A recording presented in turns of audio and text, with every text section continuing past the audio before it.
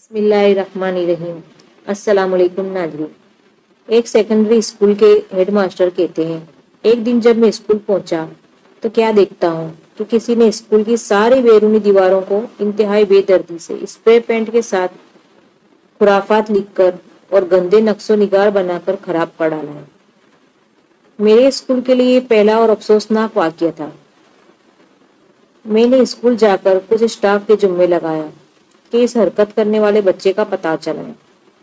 حاضر و غائب کا ریکارڈ دیکھنے اور چند بچوں سے پوچھ گچھ کے بعد میں ایک لڑکے کے بارے میں پتہ چل گیا جس نے یہ حرکت کی تھی۔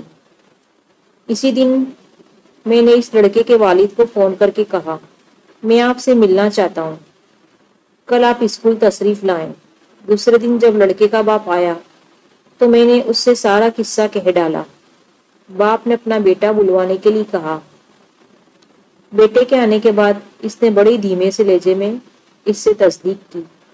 لڑکے نے اعتراف کیا تو باپ نے وہیں بیٹھے بیٹھے ایک رنگساز کو فون کر کے بلوایا، دیواروں کو پہلے جیسا رنگ کرنے کی بات کی، مجھ سے اپنے بیٹے کے رویے کی معافی مانگی اور اجازت لے کر اٹھا اور اپنے بیٹے کے سر پر شفقت سے پیار کیا اور دھیمی سی آواز میں اسے کہا، بیٹے، اگر میرا سر اونچا نہیں کر سکتے تو کوئی کام ایسا نہ کرو جس سے میرا سر نیچا ہو۔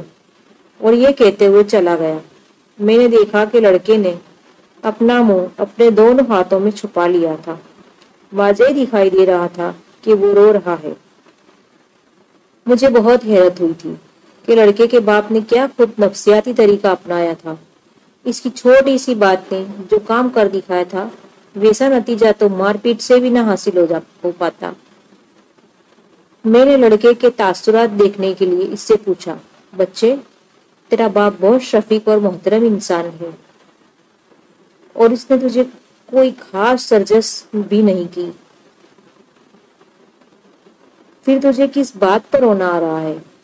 لڑکے نے کہا، سر، اسی بات پر تو رونا آ رہا ہے کہ کاش میرے والد مجھے مارتا اور سزا دیتا مگر ایسی بات نہ کہتا۔ لڑکے نے مجھ سے معذرت کی اور اجازت لے کر چلا گیا۔ پھر میں نے دیکھا کہ اس بچے نے میری اسکول میں اعلیٰ کردگی دکھائی اور ہر کلاس میں ٹاپ کیا۔ سچ کہا کسی نے کہ اولاد کو پیار محبت سے سمجھانا چاہیے، نہ کہ ڈنڈے سے یا گالم گلوچ سے۔